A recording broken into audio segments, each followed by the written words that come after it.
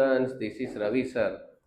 તો હવે આપણે ચાલુ કરવા જઈ રહ્યા છીએ સ્ટાન્ડર્ડ 11th કેમેસ્ટ્રીનું ફર્સ્ટ ચેપ્ટર. બધા પાર્ટ તમને મળશે, બધા ચેપ્ટર હું કવર કરવા જઈશ, તો મારી જોડે જોડાયેલા રહેજો. એમાં આપણે સૌથી પહેલાં વાત કરીએ તો ચેપ્ટર નંબર 1માં આપણે રસાયણ વિજ્ઞાનની કેટલીક પાયાની સંકલ્પનાઓ જોઈશું. જોડેલા રહેજો બેટા, આપણે એમસીક્યુ બી કરવાના છીએ. બધું જ હું આખું ટોપિક કવર કરીશ. જો કે તમારે થિયરી આવી ગયા, સમ્સ આવી ગયા, બધું આપણે ટોપિક કવર કરીશું. બરોબર છે બેટા? ચલો, તો સૌથી પહેલા આપણે વાત કરીએ તો તમે જ્યારે બુક ઓપન કરો છો તો તમને થોડા બહુ ઇન્ટ્રોડક્શન પોર્શન આપેલો છે કે પ્રાચીન સમયમાં આપણે રસાયણ વિજ્ઞાનનો બહુ વધારે ઉપયોગ કરતા હતા. આપણા જે વેદો હતા, જે આપણે કે ઋષિ મુનિઓ, જે આપણા બધા જે આયુર્વેદના જે બધા કહીએ કે જે બધા એ કહી શકીએ આપણે કે જે નિપુણ હતા આયુર્વેદમાં, એ બધા શું કરતા હતા કે આવી રીતે રસાયણ વિજ્ઞાનનો ઉપયોગ કરીને બહુ બધી દવા બનાવતા હતા, જડીબુટી બનાવતા હતા, ચમનપ્રાસ બનાવતા હતા, આ બધું બનાવતા હતા. બરોબર? તો એ બધું થોડું ઘણું ઇન્ટ્રોડક્શન પોર્શન આપેલો છે, જે કોઈ દિવસ આપણે કહીએ કે એક્ઝામમાં કે એમસીક્યુમાં આવતો નથી. તો આપણે એ જ ટોપિક કરીશું કે જે એમસીક્યુમાં આવે છે. તો આપણે સ્ટાર્ટ કરીએ છીએ સૌથી પહેલા. તો તમે પાછળના પેજ પર તમે જોશો, તમને બોલ્ડ લાઇનથી બે તમને મેડિસિનના નામ આપેલા છે. તો સૌથી પહેલા આપણે વાત કરીએ તો કેન્સર માટે જે મેડિસિન છે કઈ છે, તો પહેલા છે સિસ્પ્લેટિન અને ટેક્સોલ. તો આપણે નામ યાદ રાખવાનું છે ખાસ, કે જે એમસીક્યુમાં પૂછાય કે કેન્સરની સારવારમાં કઈ મેડિસિનનો યુઝ થાય, એટલે કયા ઇન્ગ્રેડિયન્ટ્સનો યુઝ થાય. તો સિસ્પ્લેટિન અને ટેક્સોલ. બીજું કે એડ્સ માટે કોનો યુઝ થાય, તો એઝિયોથાઇમિડિન AZT. ઘણા બધા સ્ટુડન્ટોને જે બાયોલોજી નહીં લીધું હોય, બાયોલોજી વાળાને તો આઈડિયા હશે, પણ બાયોલોજી નહીં લીધું હોય એ લોકોને હું કહી દઉં કે એડ્સ શેનાથી થાય. તો એડ્સ એવી રીતે થાય કે એડ્સ કોઈ બીમારી નથી, કોઈ મચ્છર કાટવાથી થાય કે દારૂ પીવાથી થાય, એનાથી એડ્સ ના થાય. કે તમે કોઈ જોડે રિલેશન બનાવો, બરોબર છે, અને એ વ્યક્તિને એડ્સ હોય તો તમારામાં એડ્સ આવે. મમ્મી પપ્પાને એડ્સ હોય તો છોકરાઓને એડ્સ થાય. બીજું કે કોઈ એડ્સ વાળા પર્સનનું લોહી તમારા બ્લડમાં અગર ઇન્જેક્ટ થઈ જાય કોઈ પણ રીતે, તમે હેર કટ કરાવવા જાઓ કે ગમે તે રીતે, તમારે તો બોયઝને વધારે હોય છે, તો તમારે આપણે એવું કહી શકીએ એડ્સની પ્રોબેબિલિટી રહે છે. અને એડ્સની આજ સુધી કોઈ પણ જાતની દવા નીકળી નથી. ખ્યાલ આવે છે બેટા? તો એડ્સ માટેની અત્યારે આપણે કહીએ કે શોર્ટ ટાઈમ માટે કાં તો પછી એના જે સિમ્ટમ્સ હોય એને થોડા કંટ્રોલ કરવા માટેની એક મેડિસિન છે, જેને આપણે એઝિયોથાઇમિડિન કહીએ છીએ. આગળ જઈએ તો CFC, જે ક્લોરોફ્લોરોકાર્બનની વાત કરીએ છીએ કે જે એસીમાં આપણે યુઝ કરીએ છીએ, અને આ જે છે બહુ વધારે હાર્મફુલ છે. એ શું કરે છે, તો જે ઓઝોન લેયરને ક્ષય પહોંચાડે છે, એમાં ગાબડા પાડી દે છે. ખ્યાલ આવે છે? આગળ જઈએ. હવે અત્યારે CFC ની જગ્યાએ HFC નીકળ્યો છે, પણ બહુ વધારે એક્સપેન્સિવ છે, એટલા માટે એનો યુઝ લોકો કરતા નથી. પછી આગળ જે ગ્રીન હાઉસ ઇફેક્ટ વિશે થોડું ઘણું આપણાને જણાયું છે. ચલો, તો આપણે આવી જઈએ ટોપિક ઉપર. તો સૌથી પહેલા ઘન પદાર્થ વિશે વાત કરી છે.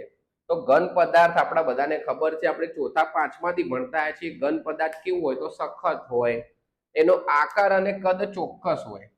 બરોબર છે? પછી આગળ જે પ્રવાહીની વાત કરીએ તો પ્રવાહીમાં ચોક્કસ કદ હોય છે, ચોક્કસ એનો આકાર હોતો નથી. અને વાયુ પદાર્થની વાત કરીએ તો એનો આકાર કે કદ બંનેમાંથી કંઈ પણ ચોક્કસ હોતું નથી. બીજું કે ઘન પદાર્થમાં જે મોલેક્યુલ્સ હોય બહુ વધારે ભેગા હોય, પ્રવાહીમાં એનાથી ઓછા ભેગા હોય, અને વાયુમાં એનાથી પણ ઓછા હોય. ખ્યાલ આવે છે? મતલબ બહુ દૂર હોય મોલેક્યુલ્સનો ડિસ્ટન્સ. પછી આગળ જઈએ. આ એક 2 માર્ક્સનો ક્વેશ્ચન છે. શું છે કે દ્રવ્યનું વર્ગીકરણ સમજાવો. બરોબર છે? દ્રવ્યનું વર્ગીકરણ. ચલો, તો શું આવશે, તો દ્રવ્યના 2 પ્રકાર છે. સૌથી પહેલા મિશ્રણ અને શુદ્ધ પદાર્થો. કયા કયા વર્ગીકરણ છે? મિશ્રણ અને શુદ્ધ પદાર્થો. મિશ્રણના આપણે 2 પ્રકારો જોઈએ, સમાંગ મિશ્રણ ને વિસમાંગ મિશ્રણ. સમાંગ મિશ્રણ કોને કહેવાય? કે એવું મિશ્રણ કે આપણે જોઈને ના કહી શકીએ કે ભાઈ આ મિશ્રણ છે કે નહીં. ખ્યાલ આવે છે? જેમ કે આપણે પાણીમાં નાખી દઈએ, મીઠું થોડું ઘણું નાખી દઉં, મિક્સ કરી દઉં, પછી તમને આપી દઉં, જુઓ બેટા આમાં કઈ છે, તો તમને ખબર જ ના પડે કે આની અંદર કંઈ મિક્સ કરેલું છે કે નહીં, જ્યાં સુધી તમે એને પીવો નહીં ત્યાં સુધી. બરોબર છે બેટા? તો આપણે એવું કહી શકીએ સમાંગ મિશ્રણ, કે જે તમે જોઈને ના કહી શકો પણ મિશ્રણ હોય. એના 2 એક્ઝામ્પલ મેં આપ્યા છે. NaCl પાણી એટલે મીઠું અને પાણી. સેકન્ડ જોઈએ સુગર પ્લસ વોટર. વોટરમાં તમે સુગર નાખી દો, એ પણ એક સમાંગ મિશ્રણનું એક્ઝામ્પલ છે. વિસમાંગ મિશ્રણની વાત કરીએ તો પથ્થર અને પાણીમાં પથ્થર નાખી દો, કાં તો આપણે ઘઉં અને ચોખાને મિક્સ કરીએ, બરોબર છે, પછી પાણી અને ઓઇલ, ગમે તેટલું પાણીમાં ઓઇલ મિક્સ કરો તો બી મિક્સ થાય જ નહીં, એટલે આપણે એને કહીશું વિસમાંગ મિશ્રણ, કે તમે જોઈને જ ખબર પડી જાય કે ભાઈ આ મિશ્રણ છે નહીં. સામે વાત કરીએ શુદ્ધ પદાર્થો કોને કહીશું? શુદ્ધ પદાર્થોમાં છે તત્વો અને સંયોજનો. તત્વમાં કયું કયું આવશે? તો તત્વમાં કોઈ પણ એક જ પ્રકાર હોવા જોઈએ, જેમ કે હાઇડ્રોજન તો હાઇડ્રોજન, નાઇટ્રોજન તો નાઇટ્રોજન, ઓક્સિજન તો ઓક્સિજન, એના સિવાયના હોવા જોઈએ નહીં. તો એક જ તત્વ આવશે. અને સંયોજન કે બે જુદા જુદા તત્વો, જ્યારે બે કે બે થી વધારે જુદા જુદા તત્વો જ્યારે કમ્બાઈન થઈને કોઈ આપણે કઈ મિશ્રણ બનાવે છે, કે કોઈ સંયોજન બનાવે, કાં તો કોઈ પદાર્થ બનાવે, એને આપણે કહીએ છીએ સંયોજન. જેમ કે જો H2O, બે અલગ અલગ તત્વો ભેગા થયા, COOH, ત્રણ અલગ અલગ તત્વો ભેગા થયા, H2SO4 કે જે અલગ અલગ તત્વો ભેગા થયા, HCl કે જે બે અલગ અલગ તત્વો ભેગા થયા છે. તો આ તમારે વર્ગીકરણ કરવાનું છે. ફરીવાર રિવિઝન કરાવી દઉં કે દ્રવ્યના બે પ્રકાર, મિશ્રણ અને શુદ્ધ પદાર્થ. મિશ્રણમાં બે, વિસમાંગ મિશ્રણ, સમાંગ મિશ્રણ. સમાંગ મિશ્રણનું એક્ઝામ્પલ લખી દેજો, આંખો બંધ કરીને લખી દેજો બેટા, સાચે સાચું જ પડશે. NaCl અને પાણી, મીઠું અને પાણી. પછી વિસમાંગ મિશ્રણ લખી દો, પાણી અને ઓઇલ. પછી શુદ્ધ પદાર્થમાં બે આવશે તત્વો અને સંયોજન. તત્વોમાં કોઈ પણ એક જ તત્વ રાખવાનું, હાઇડ્રોજન, નાઇટ્રોજન, ઓક્સિજન. અને સંયોજનમાં તમારે રાખવાનું છે પાણી લઈ લો, COOH લઈ લો, H2SO4 લઈ લો, કોઈ પણ. બરોબર છે બેટા? ચલો તો આપણે એની આગળ જોઈએ થોડું. ચલો તો આપણે આગળ જઈએ છીએ. હવે દ્રવ્યના પ્રકારો જોઈ લીધા, હવે આપણે આગળ જઈએ તો દ્રવ્યના ગુણધર્મો વિશે આપણે વાત કરી છે બુકમાં, કે ભાઈ ભૌતિક ગુણધર્મો આવી ગયા, રાસાયણિક ગુણધર્મો આવી ગયા. તો ભૌતિક ગુણધર્મો ખાલી નામ લખેલું છે, પણ એટલું ડીપમાં બુકવાળાએ એટલું બધું ડીપમાં મેન્શન કરેલું નથી. પણ ઇન શોર્ટ આપણે વાત કરીએ ભૌતિક ગુણધર્મ, કે કોઈ પણ પદાર્થ હોય એને આપણે કહીએ બાહ્ય રચના ઉપરથી આપણે જે ગુણધર્મો એના મેન્શન કરીએ એને ભૌતિક ગુણધર્મ કહેવાય. જેમ કે આ જે મારી હાથમાં ડસ્ટર છે એ કેવું છે? ઘન છે. પછી આનો ચોક્કસ આકાર છે, ચોક્કસ કદ છે, આપણે કે પાણીમાં દ્રાવ્ય થતો નથી. તો આ બધા જે ગુણધર્મો કહેવાય એને આપણે ભૌતિક ગુણધર્મ કહીશું. રાસાયણિક ગુણધર્મ, કે કોઈ પણ કેમિકલની જોડે, કાં તો આપણે એની કોઈ પણ બીજા વસ્તુ જોડે પ્રક્રિયા કરાવીએ, XYZ, એસિડ, બેઝ, કોઈની પણ જોડે, તો એ ગુણધર્મને આપણે એના રાસાયણિક ગુણધર્મ કહીશું. બરોબર? પછી દ્રવ્યને માપન કરવાની બધી અલગ અલગ વસ્તુની ઘણી બધી પદ્ધતિ આવી, એમાં ઇંગ્લિશ પદ્ધતિ અને મેટ્રિક પદ્ધતિ વિશે લખેલું છે. પણ આ એક પદ્ધતિ એટલી આપણે કહી શકીએ કે એટલી ચાલી નહીં, એટલી માન્યતામાં આવી નથી. એના પછી ઘણી બધી આ લોકોએ, જેમ કે આપણે કહીએ કે જે વિકસિત કન્ટ્રી હતા, જેમ કે ગ્રીક લઈ લો, ફ્રેન્ચ લઈ લો, બરોબર, આ બધી જે વિકસિત કન્ટ્રી સાયન્ટિસ્ટ લોકોએ ઘણી બધી મીટિંગ કરી. હવે મીટિંગ શેના માટે કરી? જેમ કે આપણે ઇન્ટરનેશનલ કઈ બી આપલે કરવી છે, જેમ કે આપણે સમજી લો કે ઘઉં છે, ઘઉંને આપણે અહીંયાથી અમેરિકાને વેચવા છે, તો આપણે શેમાં વેચીએ? એના માટે કોઈ યુનિટ તો હોવો જોઈએ. જેમ કે આપણે કાપડ વેચવું છે, તો કાપડ શેમાં વેચીએ? તો કાપડ આપણે મીટરમાં વેચીએ છીએ. એ મીટર પણ આપણે શોધેલું નથી, એ ઇન્ટરનેશનલ યુનિટ છે જેનો આપણે યુઝ કરીએ છીએ. પછી સમય તો સેકન્ડમાં, તો એ પણ ઇન્ટરનેશનલ યુનિટ છે, આપણે ઇન્ડિયાવાળાએ શોધેલો બિલકુલ બી નથી. બરોબર છે? તો આપણે આગળ જઈએ. આંતરરાષ્ટ્રીય પદ્ધતિમાં વાત કરીએ તો ઘણી બધી કોન્ફરન્સ થઈ, ઘણી બધી મિટિંગો થઈ. એમાં 11th નંબરની જે મિટિંગ હતી, જેના આપણે કહીએ છીએ 11th general conference of weight and measure, જેનું આપણે કહીએ શોર્ટ ફોર્મ છે CGPA. આનું ફૂલ ફોર્મ યાદ રાખજો, general conference of weight and measure. બરોબર? એમાં 1875માં પેરિસમાં, ખ્યાલ આવે છે, જ્યારે આપણા ત્યાં અંગ્રેજો શાસન ચાલતું હતું એ વખતે 1875માં પેરિસમાં આ જે મીટિંગ થઈ 11th નંબરની ફ્રેન્ચમાં, તો એ મીટિંગમાં આ બધા યુનિટ્સ આ લોકોએ ડિક્લેર કર્યા. ખ્યાલ આવે છે ને? ઇન્ટરનેશનલ અપ્રુવમેન્ટ મળી, IUPAC આને ડિક્લેર કર્યા. કે પછી ઇન્ડિયા હોય કે અમેરિકા હોય કે ગમે તે કન્ટ્રી હોય, જેમ કે આપણે સમજી લો કે ઇંગ્લેન્ડ છે, ઇંગ્લેન્ડે કોઈ પણ ગ્રીક કન્ટ્રી કે યુરોપ કન્ટ્રીમાં કંઈ પણ કાપડની આપલે કરવી છે, તો લંબાઈ, જેમ કે લેન્થ, તો લેન્થ શેમાં મેજર કરવાની? તો મીટરમાં. આ એક IMP ટેબલ છે, આનામાંથી ઓલવેઝ એકાદ બે MCQ તમારા સ્કૂલની એક્ઝામમાં આવશે ને આવશે. આખું લર્ન કરી લેજો કે લંબાઈ આપણે શેમાં મેજર કરીએ છીએ? તો મીટરમાં મેજર કરીએ છીએ. દળ એટલે કે માસ આપણે શેમાં મેજર કરીએ છીએ? તો કિલોગ્રામ. બરોબર. આપણે અત્યારે પણ 1 કિલો 2 કિલો ઘઉં ચોખા જે પણ લેવા જઈએ એ આપણો યુનિટ નથી, એ આ 11 નંબરની જે જનરલ કોન્ફરન્સ થઈ હતી એ વખતે એ લોકોએ ડિસાઈડ કર્યો હતો. બરોબર છે. ચલો આગળ જે સમયમાં આપણે જોઈએ તો મિનિટ અવર આ બધા જે શોધાયા, પણ સૌથી પહેલા કયું શોધાયું તો સેકન્ડ. તો ઇન્ટરનેશનલ યા તો કેમેસ્ટ્રીમાં આપણે વાત કરીએ તો લંબાઈ આપણે મીટરમાં જ કન્સિડર કરવાની, જે દળ હોય કેજીમાં કન્સિડર કરવાનો, જે ટાઈમ છે સેકન્ડમાં કન્સિડર કરવાનું, પછી વિદ્યુત પ્રવાહ જે આઈ આપણે કહી શકીએ એમ્પિયરમાં કન્સિડર કરવાનું. તો બેટા આપણે વાત કરીએ તો આપણા ઘરે જે વીજળી આવે છે એ એમ્પિયરમાં આવતી નથી. બરોબર. જો તમે અલગથી એસી નો પોર્ટ લો તો તમારે 15 એમ્પિયર 20 એમ્પિયર તમારે અલગથી કનેક્શન લેવું પડે. તો એ એમ્પિયર વોલ્ટેજ બતાવે છે, પણ આપણા ત્યાં આવે છે હર્ટ્સમાં આવે છે, કાં તો યુનિટમાં આવે છે.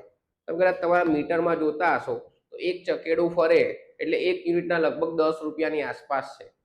તે રીતે તમારા કન્સિડર થાય છે. પણ સૌથી પહેલા શોધાયો તો વિદ્યુત પ્રવાહનો તો એમ્પિયર. પછી ટેમ્પરેચરના બી 2-3 યુનિટ છે, બધાને સેલ્સિયસ જ ખબર હશે, પણ કેમેસ્ટ્રીમાં અને ટેમ્પરેચર સૌથી વધારે આપણે કેલ્વિન જ લેવાનું છે. સેલ્સિયસ હોય તો બી કેલ્વિનમાં કન્વર્ટ કરવાનું. પદાર્થના જથ્થાની વાત કરીએ તો આપણે મોલમાં કન્સિડર કરીએ છીએ. અને પ્રદીપ્ત તીવ્રતા જેનો કેમેસ્ટ્રીમાં બહુ ઓછો યુઝ થાય છે, ફિઝિક્સમાં આ યુનિટ ફિઝિક્સ વાળાને થોડો આઈડિયા હશે તો પ્રદીપ્ત તીવ્રતા આપણે શેમાં લેવાની છે? કેન્ડેલામાં. બરોબર છે. તો આપણે 7 યુનિટ ફટાફટથી હું બોલી જઉં છું.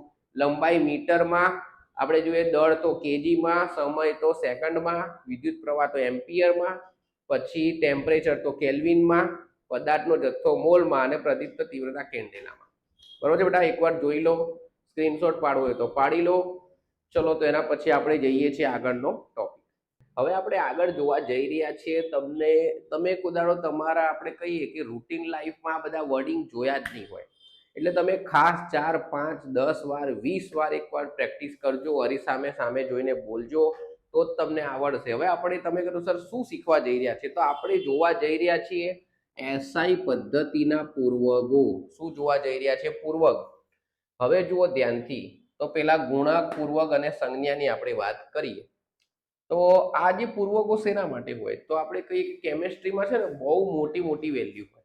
હું તમને એમ કહું, ખાલી તમે જોજો કે મારી પાસે 1 મોલ કોઈ પણ પદાર્થ છે, 1 મોલ, તો 1 મોલમાં કેટલા પરમાણુ આવે ખબર બેટા? તો 6.022 ગુણ્યા 1023 આટલા બધા પરમાણુ આવે. એટલે આપણે બહુ વધારે લાંબી વેલ્યુ જોવાની છે. હવે પ્લસમાં બી હોય, માઇનસમાં બી હોય. બરોબર છે. તો અહીંયા આ લોકોએ આખું બનાવેલું છે. તો 10⁻1, 10⁻2, 10⁻3, એના પછી તમારે 3 નો ઘડિયો બોલવાનો છે. 3 દુ 6, 10⁻6, 3 તરી 9, 3 ચોક 12, 3 15, 3 છંગ 18, 3 સિત્તા 21, 3 ઈઠા 24. એટલે પેલા આપણે બધી માઇનસ વાળી વેલ્યુ લઈ લઈએ. જો 10⁻1 હોય તો આપણે શું યાદ રાખીશું? ડેસી, સેન્ટી, મિલી, micro, nano, pico, femto. Femto સુધી તો બોલી જ જજો. ડેસી, સેન્ટી, મિલી, માઇક્રો, નેનો, પીકો, ફેમ્ટો. ડેસી, સેન્ટી, મિલી, માઇક્રો, નેનો, પીકો, ફેમ્ટો. બરોબર છે. આટલે સુધી આપણે યાદ રાખીશું. પછી લાસ્ટ વાળા જે 3 છે, એટો, ઝેપ્ટો અને યોક્ટો. આ જે છે તમને ખાસ કહી દઉં, કોઈ પણ સ્કૂલ હોય, કોઈ પણ એક્ઝામ હોય, આમાંથી તમને મેચ ધ ફોલોઈંગ જોડકા આવશે આવશે આવશે. બરોબર છે. તો જુઓ ફરી વાર 10⁻1, 10⁻2, પછી 3 નો ઘડિયો 24 સુધી બોલવાનો છે. પેલા નેગેટિવ પૂર્વકની વાત કરીએ તો ડેસી, સેન્ટી, મિલી, micro, nano, pico, femto, એટો, Zepto, યોક્ટો. હવે એની સંજ્ઞા તમે યાદ રાખો, ના રાખો ચાલશે. જો નેગેટિવ હોય તો તમારે કઈ સંજ્ઞા લેવાની છે? સ્મોલ એબીસીડી લખવાની છે. સેકન્ડ આપણે વાત કરીએ તો ગુણક, અહીંયા બધા પોઝિટિવમાં સેમ ટુ સેમ, ખાલી પોઝિટિવ હશે.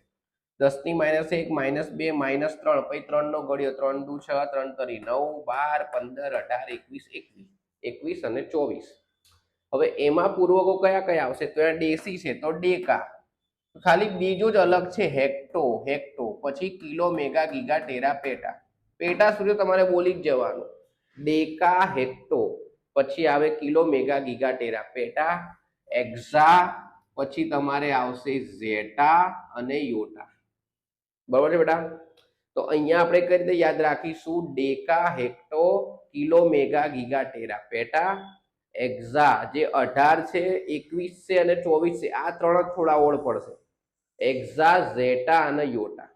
હવે આમાં જે તમારી સંજ્ઞા આવશે બધે બધી તમારે જનરલી શેમાં લખવાની છે કે આપણે કહીએ કે ફર્સ્ટ એબીસીડીમાં લખવાની છે. ખાલી ડેકાની યાદ રાખજો, હેક્ટોની યાદ રાખજો અને કિલોની. બાકી બધી શેમાં આવશે?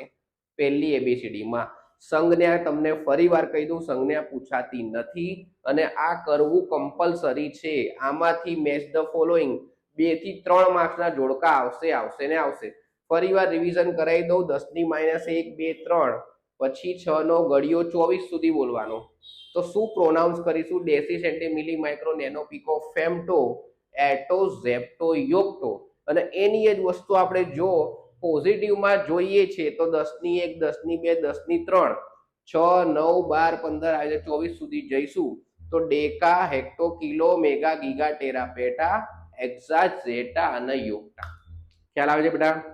જોઈ લેજો, સ્ક્રીનશોટ પાડવો હોય તો પાડી લેજો. આ કરવું કમ્પલસરી છે. મેચ ધ ફોલોઈંગ 101% આવશે ને આવશે. ચલો તો જોઈએ હવે આપણે આગળ જોઈએ.